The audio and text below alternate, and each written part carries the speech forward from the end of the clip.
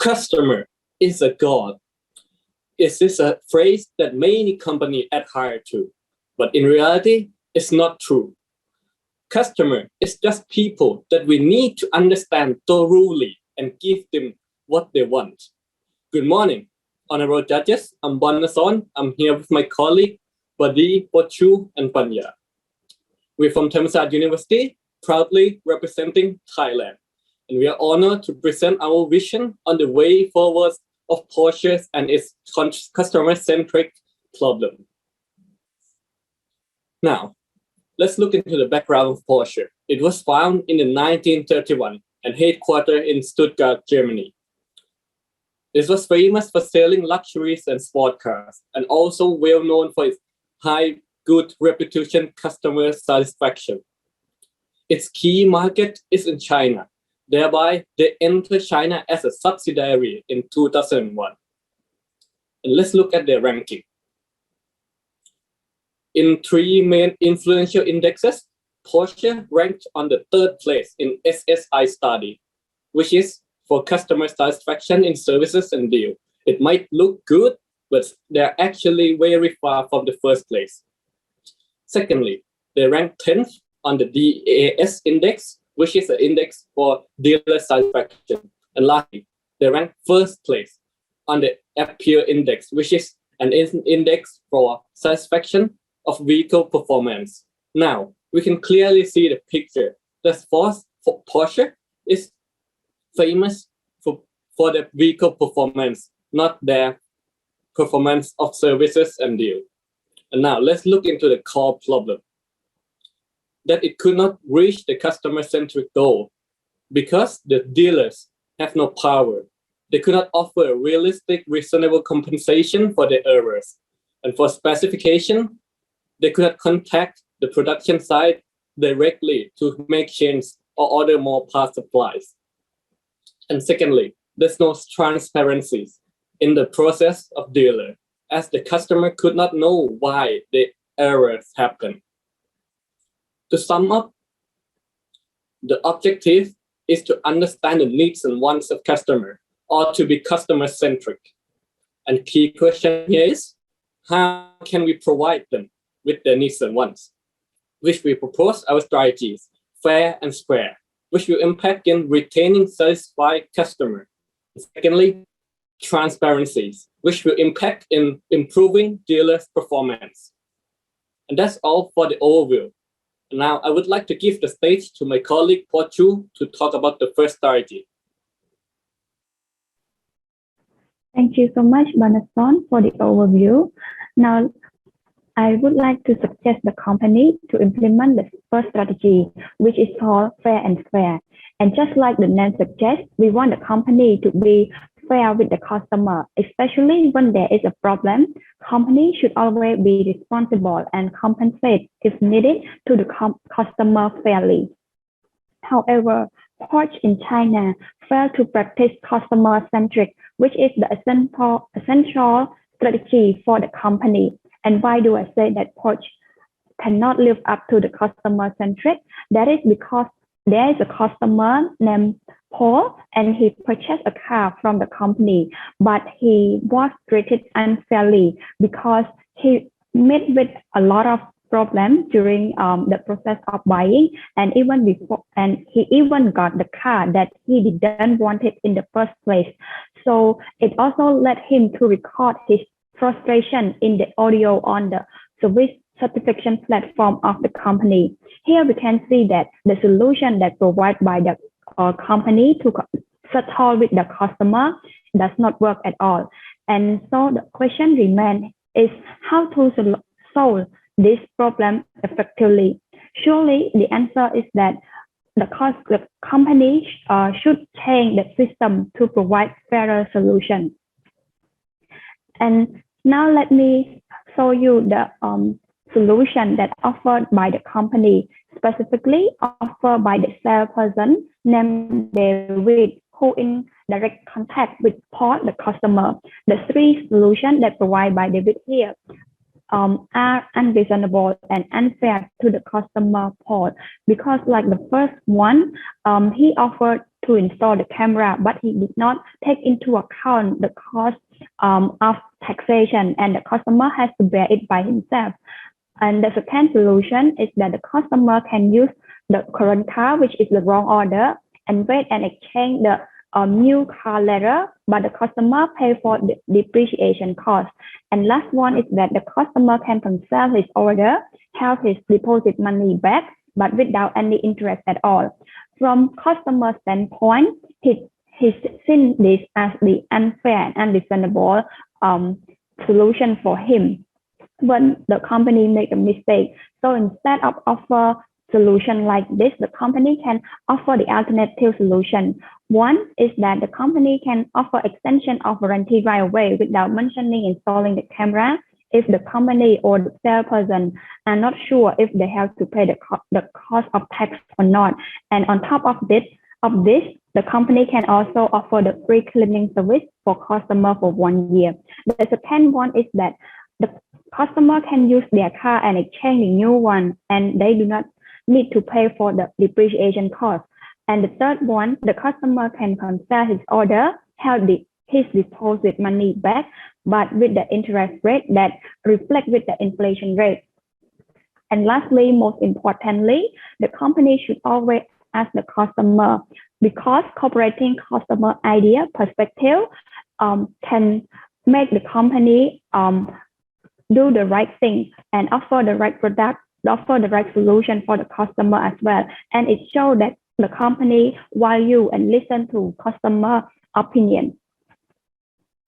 Now, this major problem that occur with the customer poll is such a big problem that the solution should not be considered or should not be come up with just a salesperson alone like David. And here we can see that David offered the compensation to Paul without escalating the problem or the incident to the higher management. That's why it results in the unfair and unreasonable solution to the customer. So instead, we suggest that David should discuss with all related departments in the company to generate the right, fair, and feasible solution to the customer. And that is the practice of the bottom-up structure in the company. Now let's see the rationale behind the solution, fair and square. We believe that by implementing the solution, the company is able to, of course, provide fair and reasonable solution to the customer, especially when there is a problem occur. And even though the company are at fault, make the mistake, the company are able to keep the customer satisfied and being loyal to them by treat them fairly. And on top of this, by listening to the customer idea and perspective, the company can give the customer the right offer, the right solution as well. And most importantly, company can improve their customer centricity as well as enhance company reputation. This is because the company prioritize and maximize the customer satisfaction experience. So now we can see that the problem with Paul can be solved. However, there is one question that is still remain, which is how can the company avoid such problem happening in the first place? And this question will be answered by my colleague Panya on the second strategy. Thank you, Pochu, for the question. So now let me walk you through our second strategy, which is transparency, that will answer to the questions. So what do we mean by transparency? Next slide, please. It is to show consumers' feedback more transparent to everyone in the company and prioritize the client comments at each stage of the specification and also after using it. So why this strategy? We believe that by making it transparency will improve the consumer satisfaction as well as empower the salesperson performance. For example, in case of David and Paul, David as a dealer tried to cover the mistake by fill out the survey of consumer satisfaction by himself and give it to Paul to sign without letting him know. This case was making Paul so unsatisfied as he did not get what he demands for and no fair solution to it. He also mentioned that he was amazed that the consumer relation representative had not heard about his mishap, as if they would try to cover these mistakes. Therefore, Paul really disappointed the dealership's service. So that's why we suggest the company to transparent the feedback of the consumer. We believe that by doing so, the dealer will become more disciplined and act more careful in terms of the consumer service. So less problem will occur, and as a result, the consumer service will be improved. So let's move on to our new method of feedback collections to improve the dealer performance and consumer satisfactions. We update the old method of the feedback system to be more better than before by changing the way of collecting, such as how often do the company need to ask for feedbacks, way of collecting it, and who are the receiver of that feedbacks, transparency, and some solution regarding the issue of the consumers. As you can see on the left box, all system feedback is sent to consumer 1 month after receiving the car. It is already too late for the consumer relation to act. Therefore, it causes consumer unsatisfactions. That's why we propose the new system on the right, which will help tackle that problem in time and effectively. First, the record or feedback call or feedback form will be sent out to the consumer individually in each step, and that feedback will direct to the board and consumer relation directly and transparencies. After that, if there is a notice that a problem occur in the specific consumer dealing or anything else, the company can provide the solution quickly to the customers. This way, company can get the real feedback from the consumers, not just the one that the dealer write by his own and put it as information from the customers.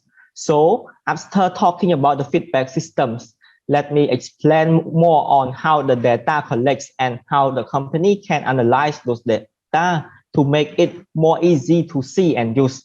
First step is collecting data. As I already mentioned in the previous slide, the feedback form will send out to the consumer in each stage, such as initial specification, which is when the order are placed, second specification, final specification, and after getting the car periods to see if the consumer meet any issue regarding each step. And after getting information, we recommend company to use AI technology to analyze the consumer's feedbacks. For example, feedbacks that categorize based on star rates. In the system, company can see clearly what specific issue that needs to address immediately and which issue is less severe. Through this, company can identify the problem quickly and reach out to the consumer in time and provide the solution to the consumer based on the company compensation policy. So to sum up, this strategy will help empowering the dealer performance as dealer become more disciplined and carefully act because their action will be transparent through the whole company.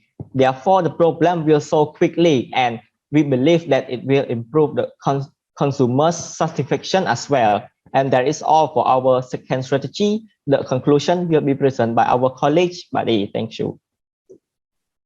Thank you so much, Panya, for your presentation. Now let us move on to the cost analysis of the strategy. For strategy number one, it would mean that the company would have to bear the cost that was shown in the case. The first cost is actually the depreciation cost. Taken as residual value by Porsche after 3 years is 78%, and done through straight line method, that would mean depreciation per year would be 7.33%. So based on the taken base model, the minimum depreciation cost that the company has to bear would be around 89,000 Hong Kong dollars per car per year. And the maximum depreciation based on the taken Turbo S, the highest trim of the taken model would be around 230,000 Hong Kong dollars per car per year. Moving on to the cost of compensation with interest. When Porsche decide to pay back the customer with interest, and adjusted, or having the inflation rate equal to the interest rate in Hong Kong. On average, Hong Kong has around a 1.1% inflation rate per year. So the minimum interest that from Taken model that Porsche have to pay back to the customer would be 50,000 Hong Kong dollars, with the maximum interest would be around 130,000 Hong Kong dollars per year. Moving on to the cost analysis of the second strategy, or the AI development cost for the data analytics. For a company at the size of Porsche, it would take a full implementation to actually work things around, and that would cost around 4,100,000 Hong Kong dollars as well. Moving on to the benefit analysis, of the strategy. For strategy number one, if offered the option one of actually bearing the depreciation cost of Taken, we can look at first at the statistics. Statistically, a satisfied customer will tell at least another 6 people, and 13% of sales are from mouth-to-mouth advertisement. And assuming that through this option, we can retain a satisfied customer for Porsche with a Porsche profit margin on Taken at 16.5%, that would mean that a minimum benefit that Porsche can get from a retained customer would be around 67,000 Hong Kong dollars. And I apologize for the omission. However, the maximum benefit that the Porsche can get for a recovered customer would be around 170,000 Hong Kong dollars. Moving on to the option number two, offered to the customer through our first strategy. Assuming that the previous statistics still hold true, the minimum benefit from such an action would benefit Porsche around 150,000 Hong Kong dollars per recovered customer, with a maximum benefit of around 417,000 Hong Kong dollars per recovered customer. Moving on to the implementation side of the strategy. For strategy number one, we would like to change the way how things work as fast as possible. And that would mean starting change from now with a window for change for about 6 months. And for the second steps of actually improving communications between departments in the company to make a smoother solving of problems for the customers that would be personalized to each problem. For strategy number two, an online survey would be done from right now, and with an AI technology implementation, we would like to give it a 6-month window as well from now until the end of 2022. Moving on to the risks and mitigation.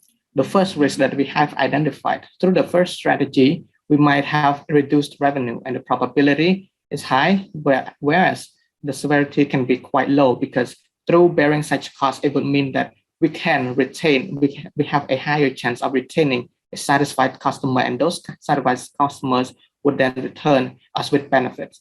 The second risk that we have identified is actually a customer demand more of what we offer to making it fairer. The probability of this can be moderate, where the severity can also be moderate. However, the mitigation can be that we emphasize on the fairness of our offers and to actually communicate with the customers. The third risk is the unawareness or lack of awareness of our surveying or feedback system. The probability can be quite low, whereas the severity can be quite low as well. However, we can tackle this through more exposure, or actually exposing customers to our surveying system where they can give us feedback.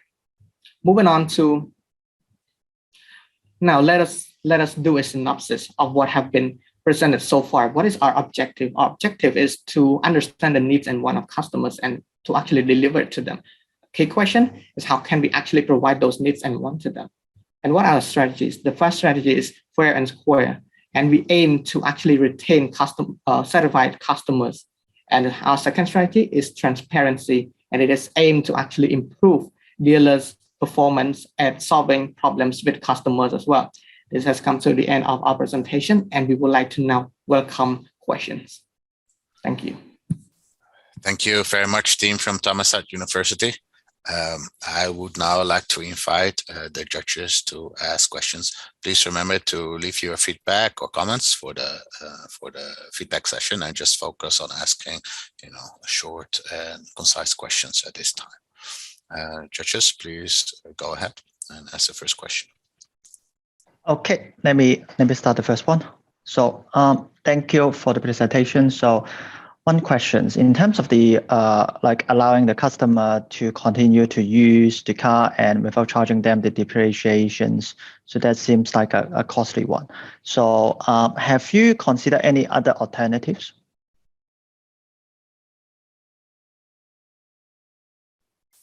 Thank you so much for your question, and we would like to tackle this question as well. Through actually bearing the cost of depreciation ourselves, we have gone through a few other alternatives. However, to be fair to the customer, it is the option that would seem the fairest to the customer, and would actually, in our opinion, would actually retain the customers and make them feel a little bit closer to the brand and be satisfied in overall. If that answers your questions, thank you. And if I may add on to my teammate answer, we have to bear the depreciation cost by ourselves. This is because that the time being to wait for the car to return is not that long actually. So we can try to live up to the customer centric by actually taking the cost on ourselves, and it also reflects on the mistake that we make in the first place as well. So we think that it's justifiable to actually bear the cost.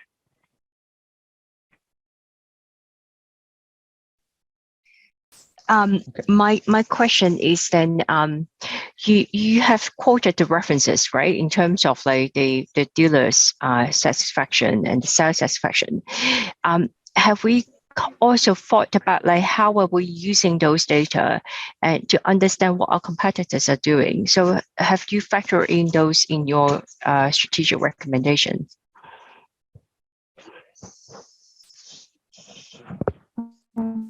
Thank you so much for the question.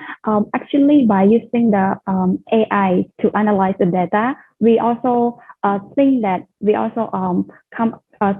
the future, there are many advantages in the future as well, because with the data analysis, AI data analysis, we can actually assort it and also see what is going on with the customer, with the industry as well, because it's the real feedback, the real complaint from the customer. And it also reflects us about the innovation of our company and how we can improve our product in the future as well.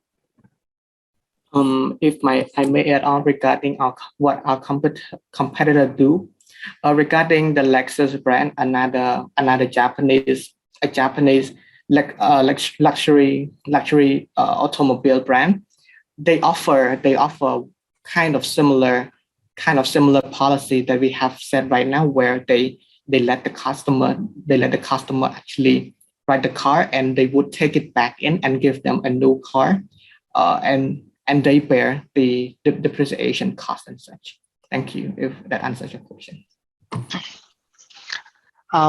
How about for me, if I may ask, do you guys also happen to have cost-benefit analysis on the original dealer's proposal?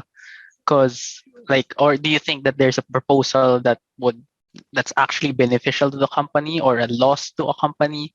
And which of the three would most probably be the worst for the company and the best for the company in a way? Because I think maybe it's good to compare what your proposals are versus what the proposals of the dealers are. So if you have any cost assessment to the original proposal. Thank you so much for your question regarding the cost analysis for the original offered by the dealership. We have come to think that in the example given given Mr. Paul buying the car, he would be immensely dissatisfied with his experience with the dealership, and that would also mean that he would also tell those negative experience to his peers as well. And statistically, a dissatisfied customer would tell it to 15 other people about their negative experience, and that would also mean we would be missing out on 13% of the revenue that those people that have been told by Paul as well. If that answers your question.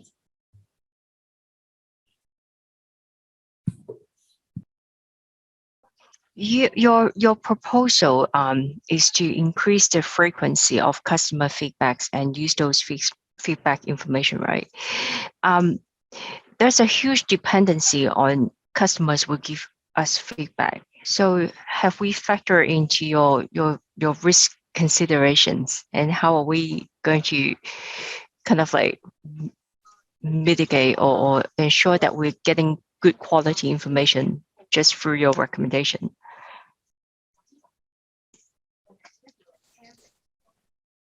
Thank you for your question. We have doing the encourage them to do the survey. We implement and give out the survey to the customer since the initial stage. Since the initial stage that the customer connect with the company, and we always have a check up with them, a follow up with them, and especially the salesperson that in contact with the customer closely should be able to reach out to them and talk with them politely in an appropriate way and ask them to do the survey. And moreover, the survey is not only for the feedback, it is open for the complaint at any time, at any stage that the customer use our product. So this is like whenever they can do it, and with our encouragement for them to give us the feedback on our product as well. Thank you.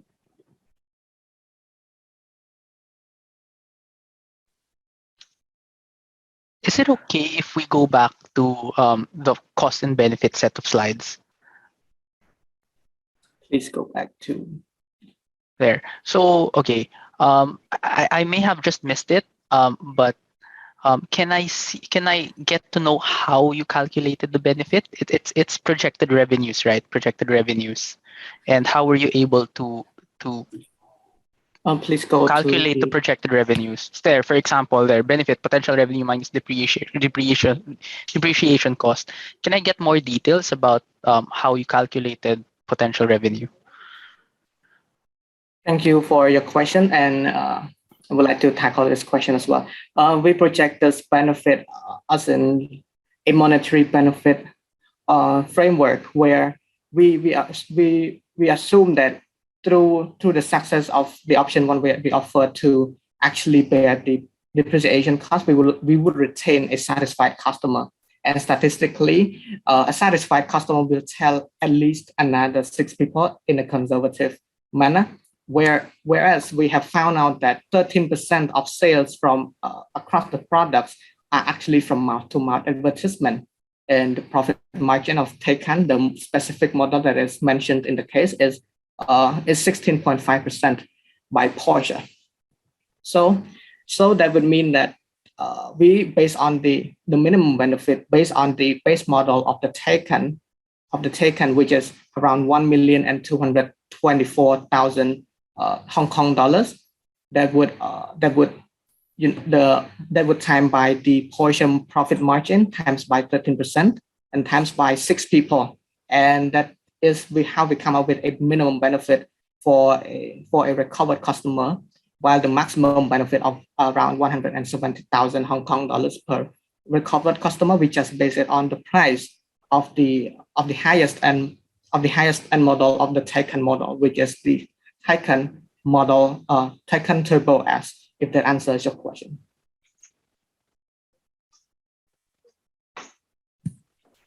So basically, the assumption is if you were able to make to make this person happy, there will be 6 more customers that will prop up, and the profits there would be more than the compensation that the company would be paying to the dissatisfied customer. Is that the narrative?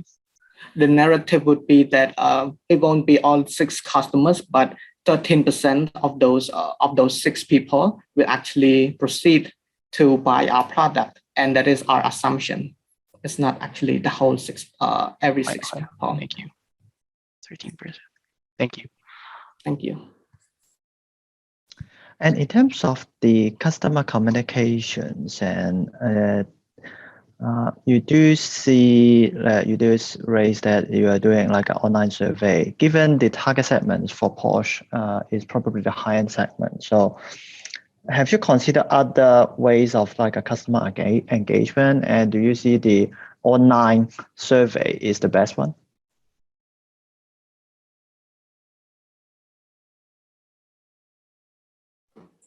Thank you for the question. I would like to answer the questions. We consider other ways as well, and we see the online as the best way because, as mentioned in the case, as the dealers have the physical form for customer to fill it, but instead he fill it for himself. So if we do online and we send it to them, there's no way for dealers to do such corruption into it. Thank you.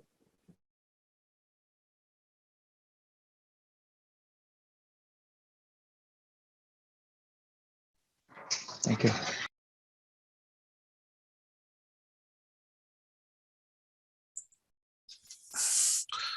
Any further questions from the judges? We still have 3 minutes. Maybe just a final one from me, right? So have we addressed the key question from Porsche Chow asking what's gone wrong in the system? So are you guys confident that you have answered the questions, understanding the root causes of the problem, and the solution is going to address the problem and fix it for good? Thank you so much for your question, and we would like to tackle this question as well regarding the problem presented to us by the case or by Miss Chow. It would be to actually improve the service recovery system of Porsche, and we have found the problem to be that the sales representative of the dealership couldn't or wasn't motivated to escalate such matters, such important matters to the higher management, and we would like to change that. And that's through our strategy of actually giving customers fairer treatment and fairer compensation. We would like to retain those customers as well, since Porsche is a luxury brand, and to be customer centric would mean to actually take responsibility for their mishaps as well. Thank you so much.